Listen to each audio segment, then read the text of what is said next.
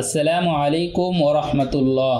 সুপ্রিয় দর্শক, আপনার গলায় মাছের কাঁটা বিঁধেছে, কোনোভাবেই নামছে না, কোনো চিন্তা করবেন না। আল্লাহ তাআলার রহমতে ডাক্তারের কাছে যাওয়া লাগবে না। পূর্ণ ইয়াকিনের সহিত আজকের আমলটি করুন, ইনশাআল্লাহ মাছের কাঁটা গলা থেকে নেমে যাবে। তবে যখন কাঁটা বাঁধে তখন তো আর এ দোয়া মনে থাকবে না।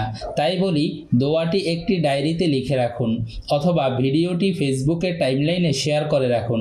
এতে করে আপনার বন্ধুও দোয়াটি জানতে পারবে এবং আপনিও সময় মতো কাজে লাগাতে পারবেন। পরিবারের যে কারোর মাছের কাঁটা গলায় বিঁধুক না কেন, সাথে সাথে আমলটি করতে হবে।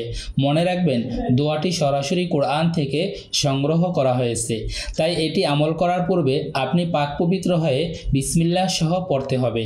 এখন চলুন আমল করার নিয়ম জেনে নেওয়া যাক। গলায় কাঁটা বাঁধার পরে হায় হুতাশ না করে প্রথমেই সুন্দর করে অজু করে নেবেন। পূর্ণ ইয়াকিনের সহিত এই আয়াত বা দোয়াটি বারবার পড়তে থাকবেন এবং মুখের লালা গিলে ফেলবেন যতক্ষণ কাঁটা চলে না যায়।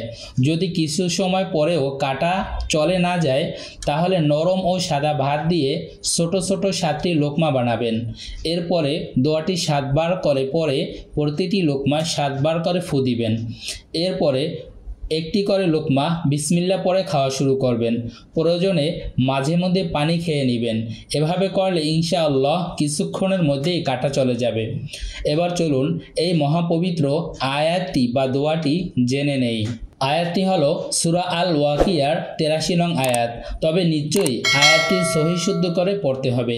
আমি আপনাকে দোয়া বা আয়াতটি সহি শুদ্ধ করে পড়ে শোনাইতেছি এবং বাংলায় স্ক্রিনে লেখা দিতেছি। বিসমিল্লাহির রহমানির রহিম। ফালাউলা ইযা বালাগাতিল হুলকুম। আমি দোয়াটি আবারও পড়ে শোনাইতেছি। বিসমিল্লাহির রহমানির রহিম। ফালাউলা ইযা বালাগাতিল হুলকুম। এর অর্থ হলো, অতঃপর যখন কারো প্রাণ কণ্ঠাঘাত হয়। সম্মানিত সুধী, ভিডিওটি দিয়ে যদি উপকারে কিছু শিখে থাকেন তাহলে অবশ্যই কমেন্টে ধন্যবাদ দিতে ভুলবেন না। আর যারা দোয়াটি মুখস্থ করবেন তারা অবশ্যই দোয়াটি কমেন্টে লিখে আমাদের জানাতে চেষ্টা করবেন এবং অন্য মুসলিমকে জানাতে ভিডিওটি শেয়ার করে দিন এবং লাইক করুন।